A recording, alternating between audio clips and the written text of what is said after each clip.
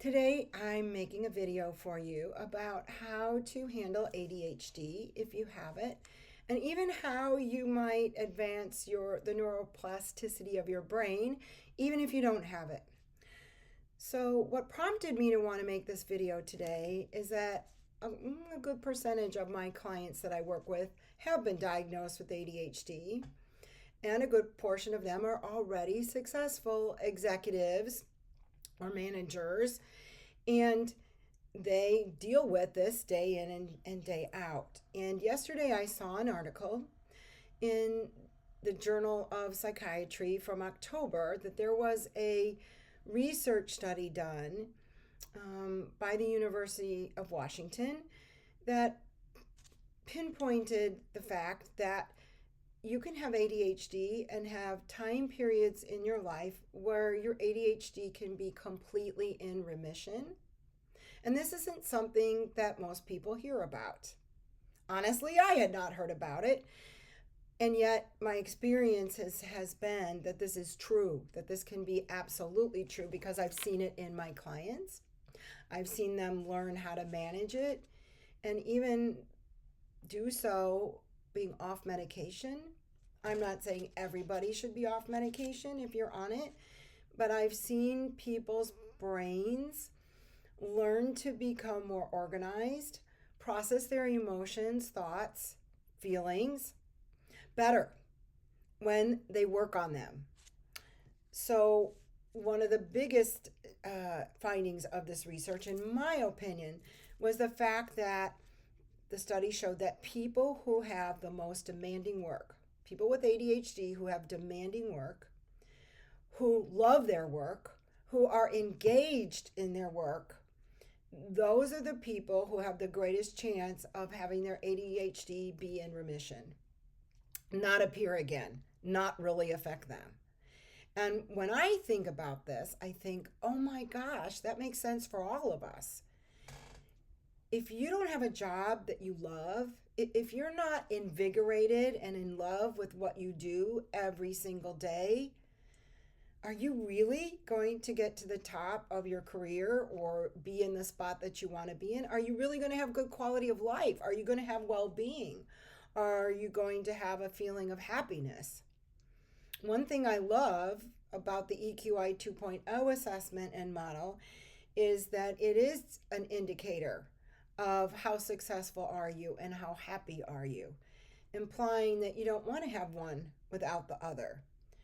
So clients of mine who are not in love with their careers or their role in whatever company, or maybe it's they don't love the company, I encourage them to figure out where they would be happier, to take action, because a lot of people with, well, at least my clients with ADHD also have anxiety, and taking action steps, having momentum is a great antidote to that anxiety, and it helps them move forward when they take the action steps.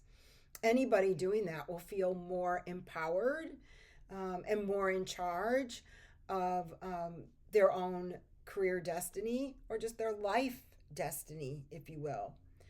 So, because we're coming up to the holiday times, well, I guess we're in the holiday times actually, I want to remind everybody about the things the research study said. Slow down. Make sure you're getting enough rest. And make sure you take care of you. It's such a busy time, and we have a tendency maybe to think about everybody else and put ourselves on the back burner. At least that's what I see in my client base, many of whom are perfectionists. And I'm a recovering perfectionist myself, so I'm also reminding me, because when I do my meditation, when I do my exercise, when I take time sometimes just to sit quietly, to reflect, to take notes in my journal, I'm a happier person. I'm a better version of myself. I can be more powerful and impactful when I'm doing my job that I love. I love my job, and I can tell you that I know the difference between a time period in my life when I wasn't engaged in my work, I wasn't feeling passionate about what I was doing, And the contrast between that time, earlier time in my life, and now is nothing short of amazing.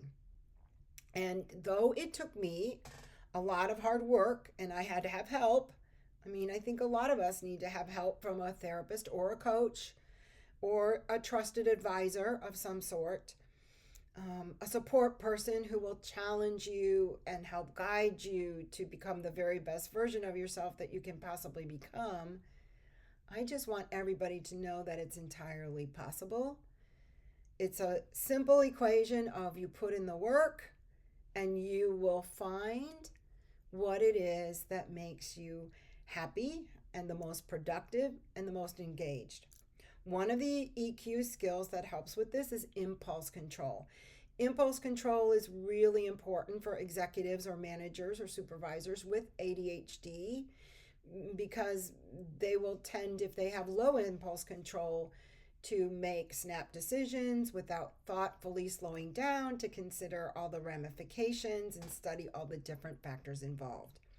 So, learning to be patient, slowing yourself down, thinking things through, maybe even walking away from your desk literally to take a walk or to do something different or to go talk to somebody. Or if you work from your home, maybe you just go outside. That's what I do sometimes, just to be out of doors and breathe some fresh air.